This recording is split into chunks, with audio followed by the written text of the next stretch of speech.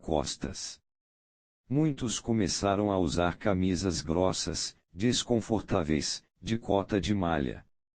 Em certas cidades, ninguém podia ir de uma casa a outra sem autorização, o que espalhava desafetos entre os cidadãos e facilitava aos ismaelitas recrutar convertidos. Muitos tinham dificuldade para dormir de noite ou confiar em seus melhores amigos. Pessoas com delírios paranoicos espalhavam todos os tipos de boatos absurdos. Surgiam divisões violentas dentro da hierarquia, com uns argumentando a favor de uma abordagem de linha dura para Hassan e outros pregando a acomodação como a única resposta. E nisso, enquanto o império se esforçava para reprimir de alguma maneira os ismaelitas, os assassinatos continuavam, mas eram muito esporádicos. Passavam-se meses sem que acontecesse um, e aí, de repente, eram dois na mesma semana. Não havia explicação real para quando isso acontecia ou que auto-administrador era escolhido. Os oficiais estavam sempre falando de um padrão, analisando todos os movimentos dos ismaelitas. Sem que percebessem, esta pequena seita acabara por dominar seus pensamentos. Em 1120, Sanjar, o novo sultão, decidiu agir, planejando uma campanha militar para capturar os castelos ismaelitas com força devastadora e transformar a região ao redor em um acampamento armado. Ele tomou precauções extras para impedir qualquer atentado contra sua vida, mudando suas horas e locais de dormir e só permitindo que se aproximassem deles aquelas pessoas que ele conhecia bem. Cuidando de sua segurança pessoal, ele acreditava poder se livrar do pânico à sua volta. Conforme prosseguiam os preparativos para a guerra, Azaí Sabá enviava um embaixador após outro a Sanjar oferecendo-se para negociar um fim para os assassinatos. Todos eram recusados. O jogo parecia ter virado, agora os ismaelitas é que estavam assustados. Pouco antes de lançar a campanha, o sultão acordou um dia de manhã e viu uma adaga enfiada no chão a poucos centímetros de onde seu peito repousava na cama. Como tinha chegado lá? O que isso significava? Quanto mais ele pensava, mais tremia literalmente de medo. Era uma mensagem, não havia dúvida. Ele não comentou nada com ninguém, pois ia confiar em quem? Até suas esposas eram suspeitas. No final do dia, seu estado emocional era um desastre. Naquela noite ele recebeu uma mensagem do próprio Hassan: se eu não desejasse a felicidade do sultão, essa adaga atirada no chão duro teria sido plantada em seu peito macio. Sanjar perdeu a paciência. Não podia passar outro dia assim. Não estava disposto a viver em constante temor, a mente tresloucada por incertezas e suspeitas. Era melhor, ele pensou, negociar com este demônio. Ele suspendeu a campanha e fez as pazes com Hassan. Ao longo dos anos, conforme o poder político dos ismaelitas crescia e a seita se expandia para a Síria, seus assassinos tornaram-se quase míticos. Eles nunca tentavam escapar, depois de matar, eles eram apanhados, torturados e executados, mas novos continuavam aparecendo, e nada parecia impedi-los de completar sua missão. Eles pareciam possessos, extremamente dedicados à sua causa. Havia quem os chamasse de Ashshashin, do árabe Hashish, porque agiam como se estivessem drogados. Os cruzados europeus ouviram histórias sobre estes diabólicos Ashshashin e as passaram adiante. A palavra aos poucos se transformou em assassinos, entrando para sempre para o léxico. Interpretação. Azaí Sabá tinha um objetivo: criar um estado para sua seita no norte da Pérsia, permitindo que ela sobrevivesse e prosperasse dentro do Império Islâmico. Dado seu número relativamente pequeno e os poderes unidos contra ele, não podia esperar por mais do que isso, então imaginou uma estratégia que certamente foi a primeira campanha terrorista organizada cujo objetivo era o poder político. O plano de Hassan era ilusoriamente simples. No mundo islâmico, o líder que conquistasse o respeito ficava investido de considerável autoridade e, como tinha autoridade, sua morte poderia semear o caos. Por conseguinte, Hassan optou por atacar estes líderes, porém de uma forma um tanto aleatória, era impossível ver qualquer padrão em suas escolhas, e a incômoda possibilidade de ser a próxima vítima era insuportável para muitos. Na verdade, exceto pelos castelos que dominavam, os ismaelitas eram bastante fracos e vulneráveis, mas infiltrando pacientemente seus homens bem no núcleo da administração do sultão, Hassan conseguiu criar a ilusão de que estavam por toda a parte. Somente uns 50 assassinatos estão registrados em toda a sua vida, mas ele conquistou com eles o mesmo poder político do que se possuísse um enorme exército. Este poder não poderia vir simplesmente fazendo indivíduos sentirem medo. Ele dependia do efeito que as mortes teriam em todo o grupo social. Os oficiais mais fracos na hierarquia eram os que iriam sucumbir à paranoia e expressar dúvidas e boatos que se espalhariam contaminando os menos fracos. O resultado foi um efeito onda violenta alternância de emoções, de ira à rendição, subindo e descendo. Um grupo apanhado por este tipo de pânico não consegue encontrar seu equilíbrio e pode cair ao mais leve empurrão. Até os mais fortes e mais determinados serão contaminados no final, como foi o sultão Sanjar. Suas tentativas com relação à segurança e à dura vida a que se submeteu para se proteger, revelaram que ele estava sob influência deste pânico.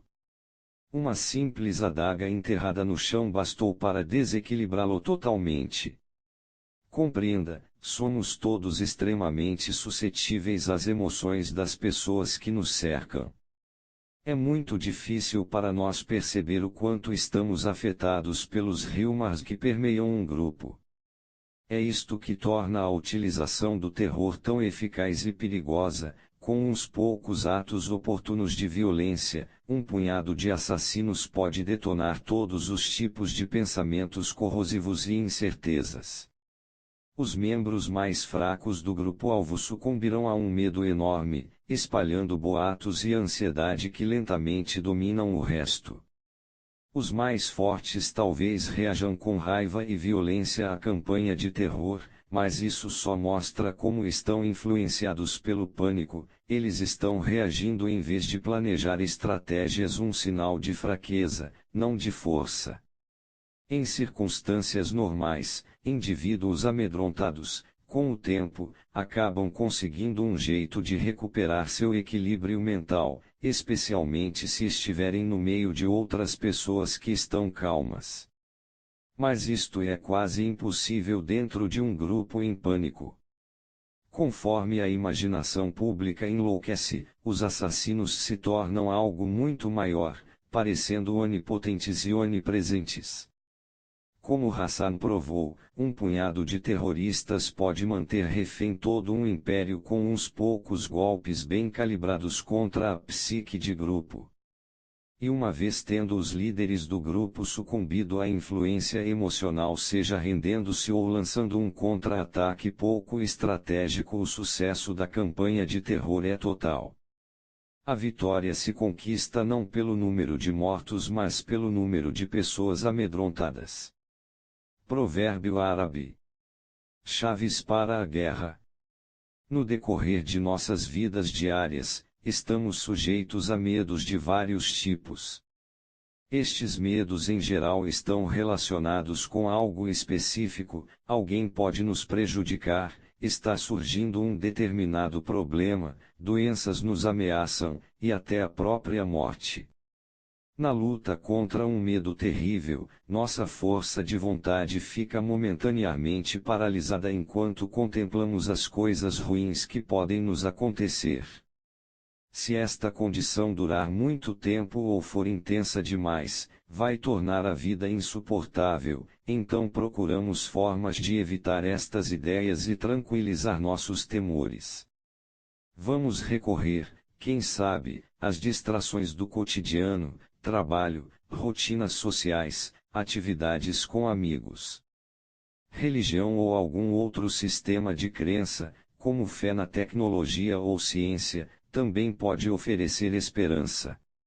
Estas distrações e crenças passam a ser o chão sob nossos pés, mantendo-nos eretos e capazes de caminhar sem a paralisia provocada pelo medo. Em determinadas circunstâncias, entretanto, este chão pode ruir debaixo de nós, e então não há nada que possamos fazer para recuperar o equilíbrio. No curso da história, é possível acompanhar uma espécie de loucura que toma conta dos humanos durante certos desastres: um grande terremoto, uma praga brutal, uma violenta guerra civil. O que nos preocupa mais nestas situações não é algo assustador específico que aconteceu no passado recente. Temos uma capacidade tremenda de superar e nos adaptar a qualquer coisa horrível. É o futuro incerto, o medo de que coisas mais terríveis estejam para acontecer e que possamos em breve sofrer alguma tragédia imprevisível. Isso é o que nos enerva. Não podemos afastar esses pensamentos com rotinas ou religião. O medo se torna crônico e intenso, nossas mentes ficam dominadas por todos os tipos de pensamentos irracionais. Os medos específicos se tornam mais gerais. Em um grupo, o pânico se estabelece. Em essência, isto é terror, um medo intenso, avassalador que não podemos controlar ou de que não podemos nos livrar do modo normal. Há muitas incertezas, coisas ruins demais que podem nos acontecer.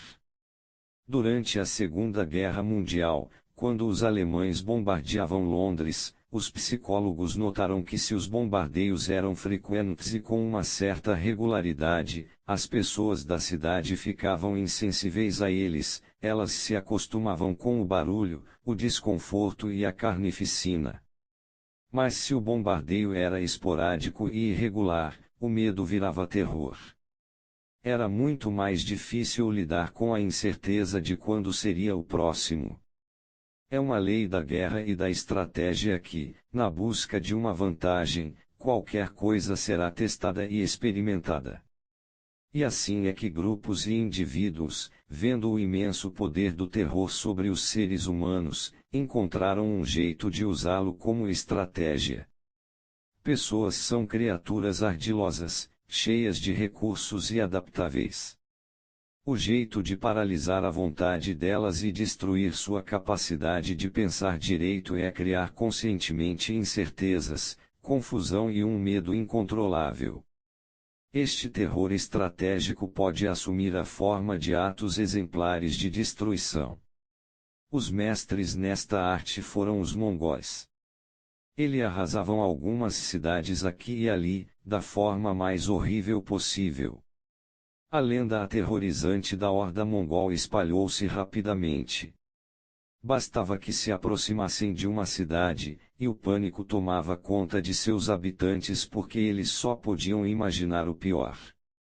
Quase sempre a cidade se rendia sem lutar. O objetivo dos mongóis o tempo todo. Um exército relativamente pequeno longe de casa, eles não podiam se dar o luxo de longos cercos ou guerras demoradas. Este terror estratégico também pode ser usado com propósitos políticos, dominar um grupo ou toda uma nação. Em 1792, a Revolução Francesa estava fugindo ao controle. Exércitos estrangeiros estavam na iminência de invadir a França, o país estava irremediavelmente dividido em facções.